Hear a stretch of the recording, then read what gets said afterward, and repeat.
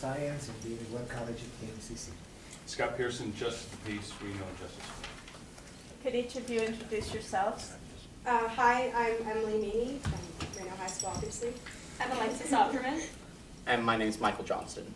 My name's Lisa Kanak. Okay, I'm a fellow Reno High School alum, so. The question is lengthy, but let me read it to the audience. I know you all are familiar with it already. It's question number 3. On the 50th anniversary of the Declaration of Independence, Thomas Jefferson, its author, wrote that the object of the Declaration was, and I quote, not to find out new principles or new arguments never before thought of, but to place before mankind the common sense of the subject, in terms so plain and firm as to command their assent, and to justify ourselves in the independent stand we are compelled to take. What are the main ideas or principles set forth in the Declaration? Jefferson freely acknowledged that the Declaration borrowed from the works of Aristotle, Cicero, Locke, and Sidney, among others. What are some of those ideas borrowed and used in the Declaration? Finally, do these principles and arguments have relevance in the world today? Please explain. Martin Luther King Jr. called the Declaration of Independence our nation's creed.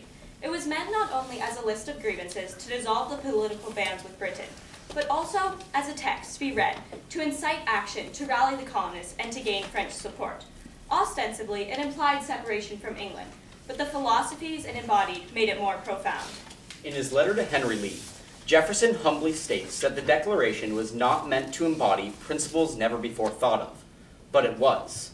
Derived from the ideas of classical republicans, blended with Enlightenment philosophy, inspired by American blood spilled at Lexington and Concord, the Declaration was the paramount of intellectual thought regarding the rights of man.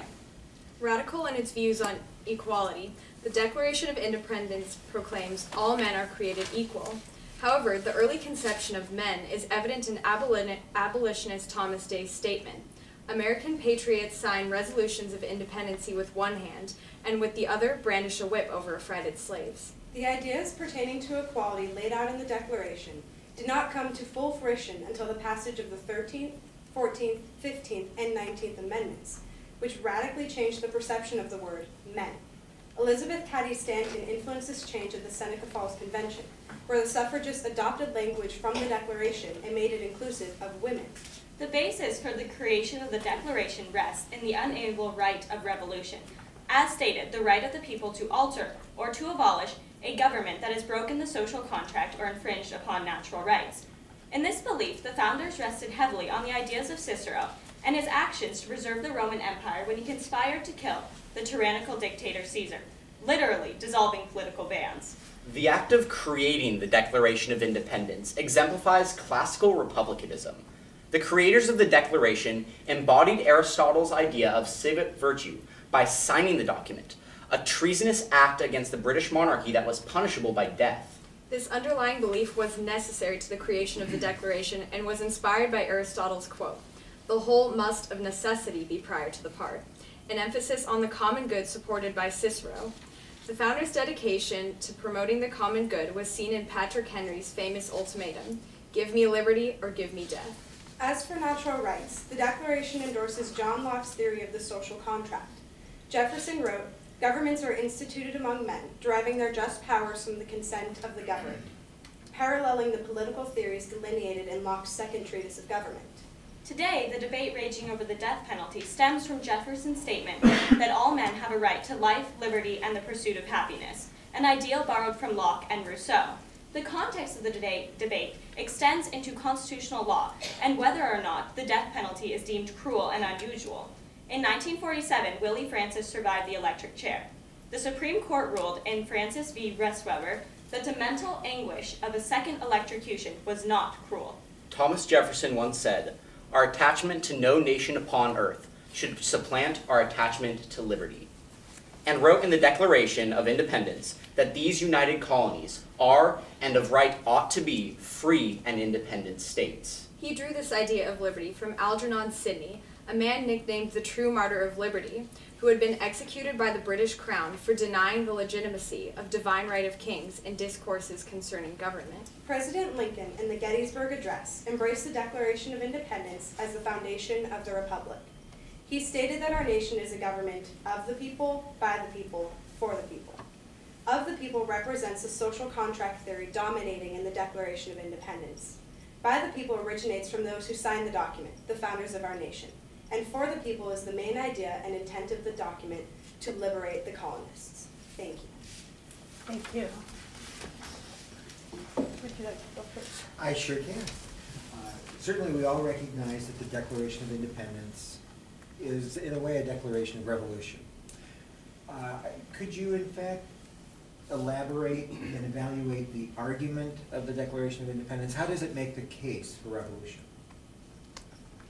The Declaration of Independence is essentially a list of grievances against the king, where they outline numerous rights that have been infringed upon by both the Parliament and the monarch of Great Britain. All of these are reasons why the colonists felt that it was necessary to spur the revolution with the Declaration of Independence and make the transition to a more perfect union. The Declaration states that people have the right to alter or abolish their government, which is also supported in our Nevada state constitution. It essentially states that when a government has broken the social contract, as Great Britain did by violating their rights of Englishmen, that the social contract no longer exists and the people have the right to alter or abolish and revolutionize their government, which was one of the ways that the southern states used the Declaration to justify their secession. And you had mentioned in your presentation, you had identified that one radical aspect of this document was its view on equality. Do you see other radical aspects to the Declaration of Independence, and what would they be? One radical aspect was the idea of classical republicanism. Although this was an old idea, the 56 founders that signed the Declaration were, in essence, putting their life on the line because they could have been killed by the British government. Now this idea of treasonous act can be seen in our Constitution, Article 3, Section 3, which is still punishable by death. So, in a sense, they were radical in the way that they were willing to give up their lives to promote the common good in America. The idea of social contract is also incredible at the end, in which they pledge their allegiance to one another. And this was taken from Locke and Hobbes. And right now in Arizona, actually, kids before graduating high school might have to say an oath of allegiance to America before they're allowed to graduate. And it's this idea that we are all together in a social contract that is revolutionary as well. Karl Marx once said that philosophers have interpreted the world in various ways, but the point is to change it. As Alexis and Lisa have stated, the Declaration embodied a lot of these different philosophies that had been thought of before, but never necessarily implemented. That was what was so revolutionary about the Declaration, is that it implemented these ideas of classical republicanism and natural rights in the social contract. A right that was embodied in the Declaration that had never before been thought of was the right to alter a government that was existing and was tyrannical or oppressive to the rights of the citizens. The Declaration says that the people have the right to alter or abolish their government. And the Constitution embodies this by giving us the ability to amend our Constitution, to provide direct representation for all of our legislators. Those rights to alter the government give us the fundamental basis for everything that stems from the idea of American patriotism.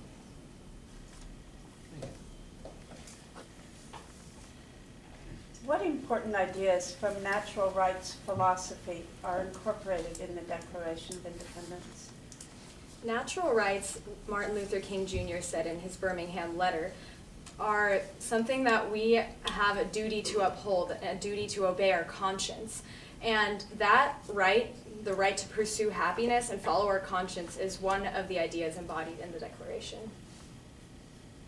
Natural rights is also embodied with the social contract, as we've mentioned earlier, which Hobbes actually came up with first. Locke used it a lot, but it was originally a Hobbesian idea that out of this state of war, people would come together to create a government. They would give up certain rights to then make the government maintain those rights, and that was a natural rights embodiment in the Declaration. One of the rights that they were protesting that had been violated was a right to a trial by a jury of your peers. Because at that time, colonists would have to be shipped back to England, essentially, for their trials, so they weren't getting a jury of their peers. This stems from the idea in the Magna Carta and the rights of Englishmen that you have a fundamental right to a trial by a jury of your peers because it makes for the most equitable form of justice. Yeah, in what way are the concepts of limited government and the rule of law reflected in the Declaration of Independence? As Michael stated, the Magna Carta was written in 1215, and that was essentially the beginning of the written portion of the unwritten Constitution in Great Britain, and essentially rule of law. It was intended to bind King John to his word. This idea of rule of law and limited government has come through and influenced the Declaration of Independence with the Magna Carta itself and how that's embodied inside of the Declaration. One of the first examples of a written constitution were the 12 tables. They were posted in the ancient Roman Forum, and they were meant to limit the dictator. So this can be seen in our declaration still, because the founders created it, and they held true to it through the creation of the Constitution as well, where we can see the influence of the Declaration strongly in many aspects. Can you think of some modern examples where the concept of limited government or the rule of law has become important for us in more modern times? The most recent debate stems from the healthcare initiative that Obama passed. There are recently measures taken in the Supreme Court in order to limit this, and it's all talking about how government should be limited to the fundamental aspects that they were deemed within the Constitution. So the protection of the life, liberty, and pursuit of happiness that the Declaration of Independence outlines. Some people argue that this bill was a measure to overstep those bounds. Whether or not that's true is up to the court to decide. In Arizona v. United States, parts of the Arizona's immigration law were overturned by the fact that they conflicted with national statutes, because national statutes are essentially higher law, and this is a form of the rule of law of a statutory higher law. Who was the intended audience of the Declaration of Independence? The Declaration of Independence was meant to be a rallying cry. It was not meant to be read. It was not meant to be browsed over in a dark corner. It was meant to be spoken, and spoken to large crowds. Essentially what it was a rallying cry for the colonists to get their support for the revolution. The last line of the Declaration of Independence states, "We mutually pledge our lives, our fortunes, and our sacred honor." This line was meant to rally the colonists. It was a calling, it was a cry to come together and protect our country and revolt against the British government. An interesting thing about the Declaration, not only was it meant to be read out loud, and it was essentially a form of propaganda. It's not technically a codified law of any sort. It doesn't actually have any legal binding, but it was also created by radicals, and it was a very small minority of a radical group that wanted to break off from Britain, because most of the colonists still considered themselves Englishmen at that time. Thomas Paine's Common Sense also mimics this idea that he was reaching out to all the people, all the colonists, and he said in Common Sense that the law is king, and this has also upheld this idea of rule of law in the Declaration of Independence. My follow-up question deals with classical republicanism. Usually I ask you to define it, and as it relates to the Declaration of Independence, you've already done that. I'd like you to discuss the list of grievances as it relates to classical republicanism. One of the lists of grievances was the ability to unfairly tax the colonists. Now, they weren't protesting taxes so much as their ability to get representation within the government that was taxing them. So one of the lists of grievances was actually equal representation in the British Parliament system. Prior to the writing of the Declaration of Independence, the founders tried to petition with the British king by sending the Olive Branch petition and things such as this. This was outlined in the English Bill of Rights that says, "It is the right of the people to petition the king." Yet the king ignored the Olive Branch petition. So they had to go on to write the Declaration of Independence and fulfill their classical republican, or their civic duty to protect the common good. The colonists felt that they had a right to privacy in their homes, which is now seen in our Fourth Amendment, and the king was quartering troops, and they also felt that this was a violation of their privacy, so that's a reflection in our Third Amendment now.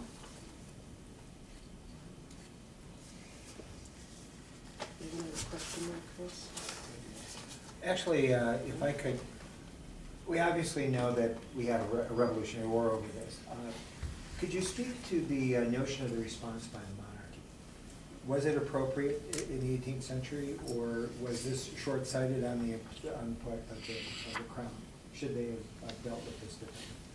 An interesting thing is that prior to the Revolution, many of the colonists felt that their rights of Englishmen were being infringed upon by the quartering of troops and things along those lines. And while the colonists felt themselves Englishmen, the actual Englishmen in Great Britain felt that the colonists were almost second-class citizens, and they felt that the infringement of their rights was okay in a sense. And you're out of time for this.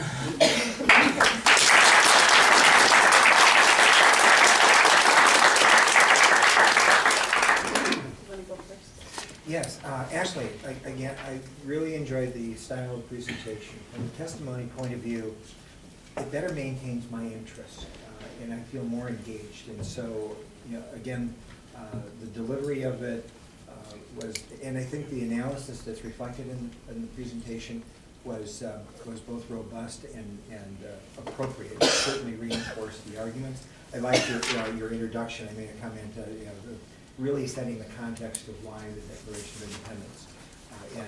I often wish that would happen more often, but you certainly did it. In terms of the Q&A, obviously a good exchange of ideas, a good handing off, a certain, you know, outstanding level of horizontal presentation of the campus. I'll go next. Superb job on teamwork. Each of you fills in different pockets of knowledge. I think this first Unit 1 is very difficult because of the philosophical component, and your fluency with the philosophical concepts and the ability to take historical concepts, see how they were reflected in the Declaration of Independence and what it meant to those people at that time, and how they carried forward to the modern day was superb. I just take my hat off to all of you and to your teachers and to the work that was evident in this. Stylistically, you all have very pleasant, direct manner of address. You're confident without being arrogant. I really applaud all of you. Very good, very nice job. Yes, you did a very good presentation. I like that all of you participated, and you all obviously have spent a lot of time preparing and studying for this, and you showed, you know, not only that you can memorize what's in a book, but you can apply it to different circumstances, modern day situations that may be thrown at you, and put it in historical context from before the Declaration of Independence, and have opinions about all that are informed by that knowledge. And I really applaud you for being at that level of understanding at this stage of your lives. I think that ultimately is what will make you informed citizens. I hope you will vote. I hope you will participate on juries, and just be, you know, prominent citizens, because you have the knowledge and the understanding to be able to do that.